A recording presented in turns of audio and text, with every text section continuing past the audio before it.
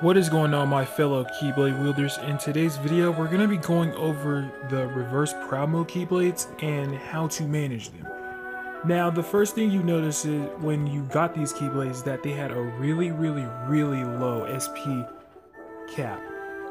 Now, at level 20, they had a 9 SP cap. Then at level 25, they rose to a 10. We were hoping prior to 20 to 25 that it would gain a significant number, probably like 2 or 3 more gauges, but instead it only went up by 1. Now, you would think that sounds bad and like you're not going to have any use for these Keyblades. But the main point of these Keyblades are you are exchanging SP gauges for power.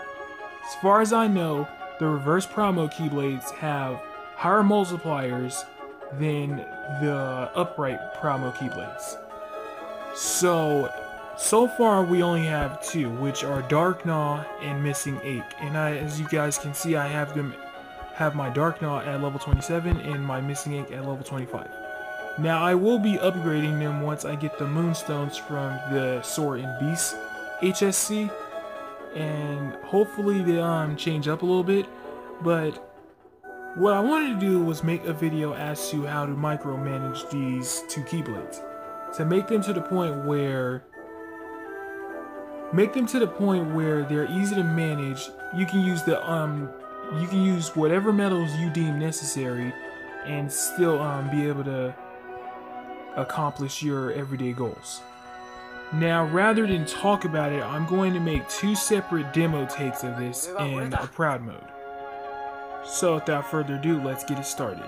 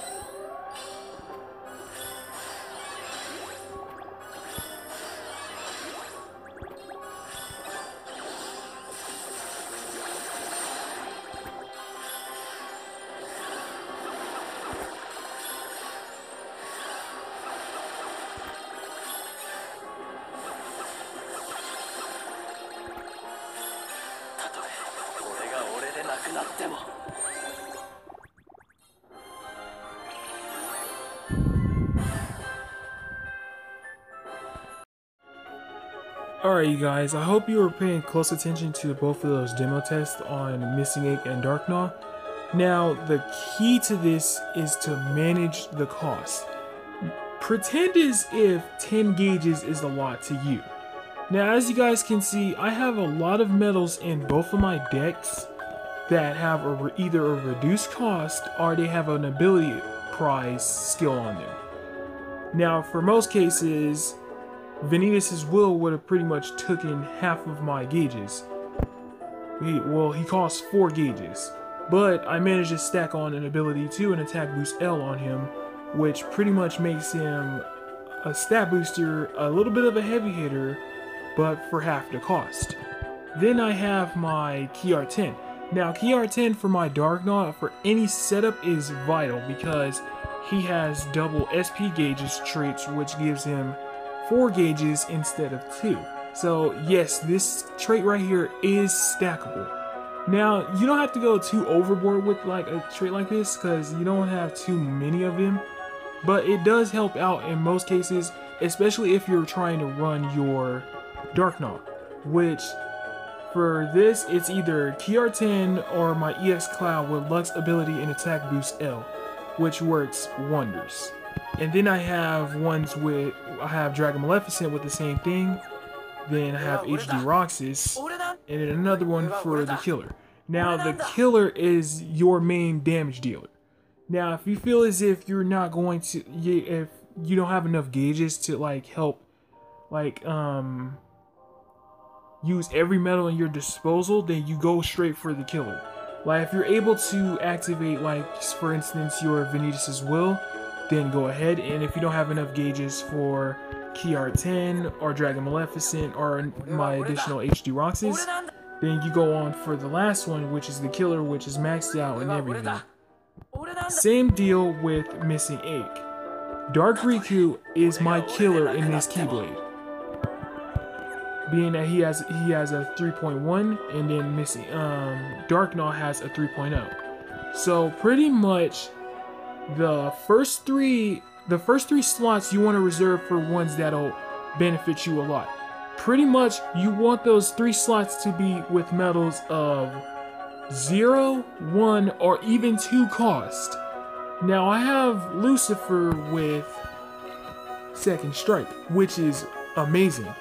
The only thing is he puts you in jeopardy from dying, because not only does he bump up your my general attack boost by 4 tiers, he also reduces my GDD for 4 tiers.